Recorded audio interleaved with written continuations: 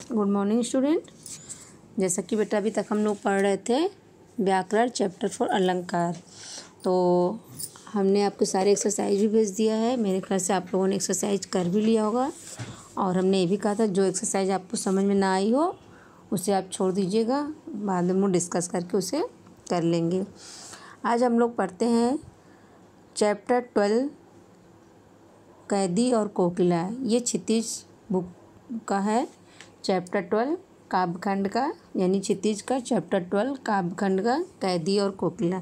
इसको लिखा है माखनलाल चतुर्वेदी। इसके बारे में हमने आपको बताया भी था पहले कि माखनलाल चतुर्वेदी जीवन परिचय के बारे में हमने आपको बता दिया है। और एक बार हम आपको फिर से इसका रिमाइंडर करवा दे रहे हैं कि आपको इनकी जीवन परिचय के अनुसार आप इनकी कविता को बारे में अच्छे से समझ सकें। प्रमुख छायावादी, यानी जो माखनलाल चतुर्वेदी जी थे वो छायावादी के समय के थे। माखनलाल चतुर्वेदी का जन्म 4 अप्रैल सन 1889 के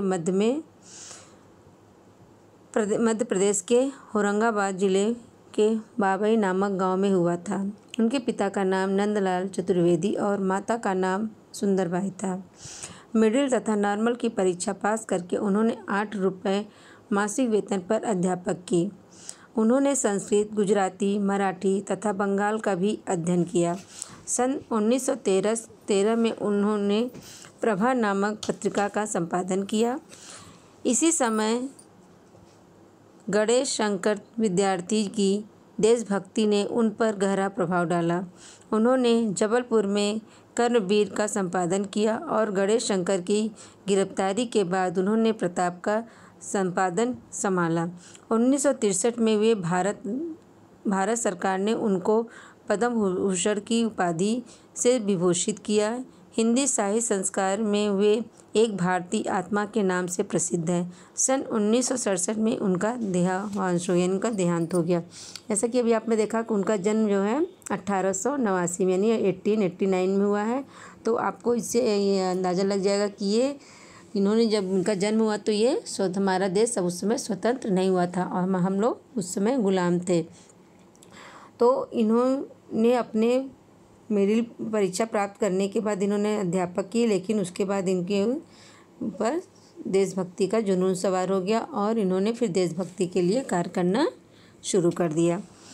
इनकी प्रमुख रचनाएं थी। माखनलाल चतुर्वेदी की प्रमुख रचनाएं इस प्रकार हैं। कविता संग्रह, हिम किरीटनी, हिम तरंगणी, युगचरण, माता, वेणु लो गूंजे धरा, समर्पण, बिजूरी, काजल, आज रही, मरड़ ज्वार, धूम्रवलय आदि। नाटक, इनका नाटक भी इन्होंने लिखा है। कृष्णार्जुन युद्ध, संस्मरण, समय के पाँव, गद्य, काव्य और निबंध। इन्होंने गद्य, काव्य और निबंध तीनों का इन्होंने संपादन किया है। साहित्य चेतना, अमीर इरादे, गरीब इरादे, चिंतन की लाचारी। तो ऐसी इनकी बहुत सी कहानी है, कविता भी है और इन्होंने निबंध भी लिखा है। इनके काव्य की विशेषताएं क्या रही है? माखनलाल चतुर्वेदी की रचनाओं का प्रमुख स्वर देशभक्ति और राष्ट्रीयता है। वे अपने देश और अपनी संस्कृति से अपार स्नेह करते हैं। उनकी प्रारंभिक रचनाओं में भक्ति और अध्यात्म के दर्शन होते हैं। उन्होंने प्रेम और प्रकृति संबंधी रचनाएं भी की हैं। प्रकृति उनके काव्य का मुख्य विषय रहा है। इनकी भाषा शैली क्या है बेटा, ये भी हम लोग देख लेते हैं। माखनलाल चतुर्वेदी की भाषा में बोलचाल के शब्दों के साथ साथ उर्दू, फारसी के शब्द भी हैं। उन्होंने छायावादी कवियों की भांति संस्कृत की तत्सम शब्दावलय का प्रयोग बहुत कम किया है। उनकी छंद योजना में नवनीता है। और इन्होंने, अब आइए देखते हैं कि कविता का सार क्या है। कविता के यानी सारांश है, एक भारतीय की आत्मा, यानी जो माखनलाल चतुर्वेदी थे वो भारत के थे और बहुत अच्छे भारतीय नागरिक भी थे। तो उनकी आत्मा क्या कहती है इसके बारे में हम लोग जानेंगे। के नाम से प्रसिद्ध माखनलाल चतुर्वेदी की कैदी और कोकिला रचना राष्ट्रीय भावना से ओतप्रोत है। यानी इन्होंने जो ये कविता लिखी वो राष्ट्रीय भावना से भरी हुई है। माखनलाल चतुर्वेदी ने स्वाधीनता आंदोलन में बढ़ चढ़कर हिस्सा लिया और जब वे जेल में थे तो स्वाधीनता सेनानियों के साथ जेल में वे रहे। दुर्व्यवहार के आधार बनकर यह कविता लिखी। यानी जब वो जेल में बंद थे तो वो बहुत ही दुखी थे और जेल में रहते हुए उनकी उसी के आधार पर इन्होंने ये कविता लिखी हुई है।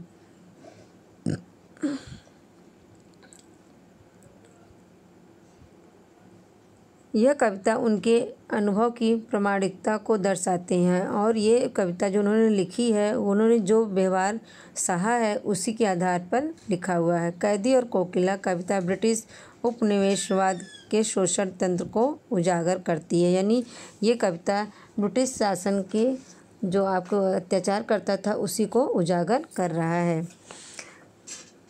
कवि अपनी कालकोठरी में नितांत अकेला और हतोत्साहित है। यानी कवि अपने जो कालकोठरी में उन्हें कैद किया गया वहाँ पर अपने आप को अकेला और बहुत ही निराश अपने आप को महसूस कर रहा है।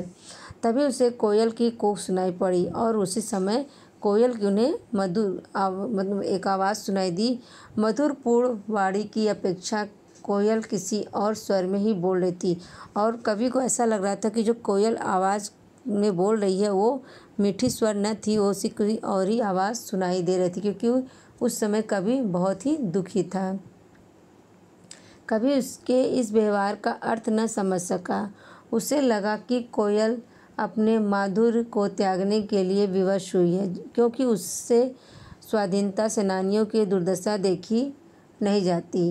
वह कोयल से पूछता है कि इतनी विचलित क्यों हो, वह अपना स्वाभाविक ऋण क्यों भूल बैठी, क्या वह कोई संदेश लाई है कवि के लिए। कवि स्वयं को कानूनी अपराधियों के साथ रखे जाने और उन्हीं के समान दुर्व्यवहार किए जाने से क्षुब्ध है। यानी वो बहुत ही दुखी है।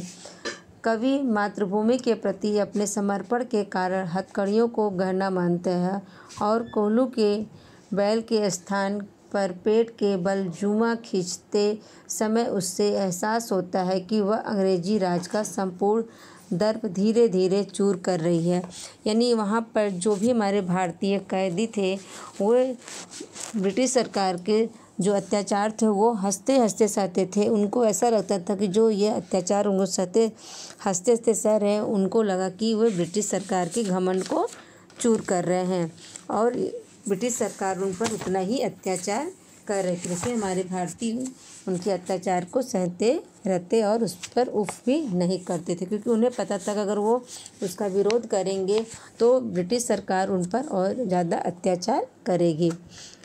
तो आइए देखते हैं कि इस कविता में कवि अपने मन की बातों को और कोयल की आवाज़ को किस तरह व्यक्त करता है। कवि जेल में कांकी और उदास है। कोयल से अपने मन का दुख, असंतोष और ब्रितानी शासन के प्रति अपने आक्रोश को व्यक्त करते हुए वह कहता है कि यह समय मधुर गीत गाने का नहीं बल्कि मुक्ति का गीत सुनाने का है। कवि को लगता है कि कोयल भी पूरे देश को एक कारागार के रूप में देखने लगी है, इसीलिए अर्धरात्रि में चीख उठी है। यानी कवि को लग रहा है कि कोयल जो आधी रात को चीख रही है उसे पूरा देश ही कालकोठरी नज़र आ रही है और ब्रिटिश सरकार के अत्याचार चारों तरफ दिखाई दे रही है, इसलिए आधी रात को वो चीख रही है। तो आइए हम लोग देखते हैं इस पाठ का पहले पंक्ति देखते हैं, उसके बाद हम इसका अर्थ आपको बताएंगे। क्या गाती हो, क्यों रह जाती हो, कोकिल बोलो तो। कोकिल मतलब यहाँ कोयल से है। क्या लाती हो, संदेशा किसका है, कोकिल बोलो तो। ऊंची काली दीवारों के घेरे में, डाकू चोरों बटमारों के ढेरे में, जीने को देते नहीं पेट भर खाना, मरने भी देते नहीं तड़प रह जाना। जीवन पर अब दिन रात कड़ा पहरा है, शासन यह है तम का प्रभाव गहरा। तम मतलब बेटा होता है अंधेरा। हिम कर निराश कर चला रात भी काली। हिम मतलब चंद्रमा। इस समय कालिमा मई जगी क्यों आली, क्यों हुक पड़ी वेदना बोझ वाली सी कोकिला बोलो तो, क्या लुटा मृदुल वैभव की रखवाली सी कोकिला बोलो तो, क्या हुई बावली अधरात्रि को चीखी कोकिला बोलो तो, किस दावा नल की ज्वालाएं हैं दिखी कोकिला बोलो तो। यानी जब कोयल बोल रही है रात में तो कवि उससे पूछता है कि वो आधी रात को क्यों चीख रही है। अब इसका आइए हम लोग अर्थ देखते हैं। पहले हम लोग इसका संदर्भ देखेंगे, फिर उसका अर्थ देखेंगे। प्रस्तुत पंक्ति हमारी पाठ्यपुस्तक क्षितिज में संकलित माखनलाल चतुर्वेदी की कविता कैदी और कोकिला से ली गई है। इन पंक्ति में जेल और जेल के कैदी जीवन की तथा अंग्रेजी शासन की यातनाओं का वर्णन किया गया है। अंग्रेजी शासन की दमनकारी नीति के कारण कवि में बंध है। वह पेड़ पर बैठी कोयल को देखकर उसके माध्यम से अपने भाव व्यक्त करते हुए कहता है कोयल तुम क्या गा रही हो या क्या गा रही थी, क्या संदेशा लाई हो, यह किसका संदेशा है, मुझे इसके विषय में बताओ। जेल की इन ऊंची काली दीवारों के घेरे में अर्थात जेल की कोठरी में जिसमें डाकू जेब कतरे सभी बंद हैं, न जी ना पा रहे हैं और ना ही मर पा रहे हैं। यानी वो यहाँ पर अपनी इच्छा से जी भी नहीं सकता और अपनी इच्छा से मर भी नहीं सकता है। इस प्रकार तड़प तड़प कर रहना पड़ता है। जीवन पर कड़क पहरा लगा रहता है क्योंकि चारों तरफ अंग्रेजी शासन के लोग घूमते रहते हैं। वह शासन की आलोचना करते हुए कहता है कि यह शासन है या अंधेरे का घना प्रभाव। इस काली अंधेरी रात में जबकि दुख ही दुख है, तू भी काली है, क्यों इस प्रकार जग रही है तथा इस समय क्यों आ गई है। तुम्हारी बोली सुनकर क्यों हृदय की पीड़ा फिर से उभर गई है। यह पीड़ा बहुत बोझ वाली है अर्थात गंभीर है। किसने यहाँ क्या लूटा या क्या लूट लिया है कि वैभव, यानी कौन सी ऐसी संपत्ति की लूट ली है जिसको देखकर तुम इस तरह गीत गा रही है। या रक्षा करने वाले के समान तू बोल पड़ी। अरे ओ बावली कोयल तू आधी रात को क्यों चीखने लगी, कुछ इस बोलने का कारण बता। किस भयंकर आग की लपटें देखकर तू बोलने लगी है। यानी कवि कोयल से जानना चाहता है कि जो आधी रात को वो चीख रही हो, क्या किसी ब्रिटिश सरकार के द्वारा किसी भारतीय पर अत्याचार देख लिया है, या जंगल में किसी लगी आग को देख लिया है, या किसी भारतीय के ऊपर अत्याचार करते हुए उसे जलती हुई आग में डाल दिया गया है। क्या ऐसा कुछ देखकर तू आई है जो इस तरह रात में तू चीख रही है। तो कवि कोयल से जानना चाहता था कि वो आधी रात में क्यों चीख रही है और अपनी उसकी इस तरह की कोयल की आवाज़ सुनकर उसकी पीड़ा और भी बढ़ रही थी और उसके मन में भाव भी जग रहे थे।